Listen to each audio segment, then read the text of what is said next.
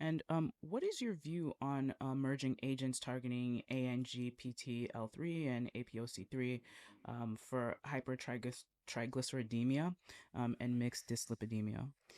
Yeah, so there are some newer medications in the pipeline. I believe there's one FDA approved medication available currently, and then there's another that's in development, which are ApoC3 inhibitors. And so they can help, particularly for the patients who have familial chylomicronemia or familial hypertriglyceridemia.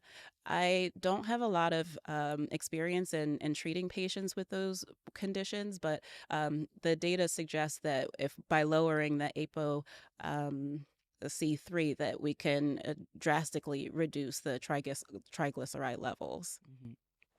So let's talk a little bit about lipoprotein A. How has routine LPA screening evolved in your practice, and how do you prioritize for testing?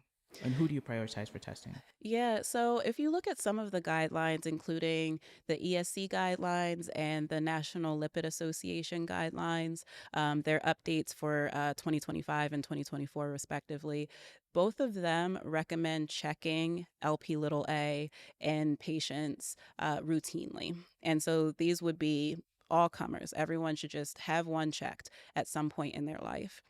We are not at that point yet in our clinical practice. The majority of the patients that I see, I would say most of them have never had an LPA checked. And these are folks who, by the time they get to a cardiologist, they probably have some sort of heart disease. Some of the patients that I see have not had heart disease yet, and they're just seeing me for primary prevention. Um, I've gotten into the practice where I do check it on pretty much all of my patients. And so the information that I get back from it differs depending on what the patient's risk factors are.